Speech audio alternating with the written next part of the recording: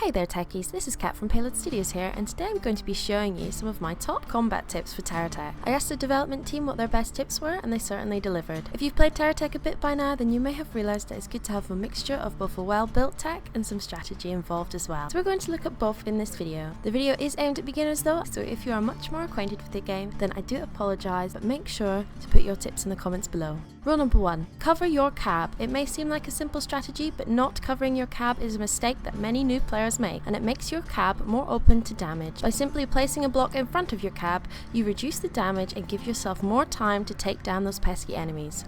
Number 2. Make use of lasers.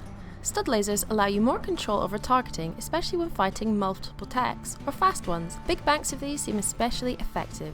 Number 3. Bigger isn't always better. Massive techs with loads of weapons aren't necessarily the best tactic in TerraTech. The bad guys get better the bigger your tech is, so small and nimble is often a better tactic. Make sure your tech can turn quickly though, otherwise you might end up in a bit of trouble. Number 4. Shield and repair bubbles. If you want to survive against large attacks, you're going to need to have shields and repair bubbles. To power these, you will need to have batteries on your tech, which you must protect. Once shot, a battery can become like a bomb and can damage your tech quite a bit. If you're going into a tough battle, make sure you have a shield and repair bubble ready with a good amount of battery charge. Number 5. Snipe for your life. Having trouble with a tough enemy? Snipe it from a distance with laser weapons. You can even use the scenery around you as partial cover.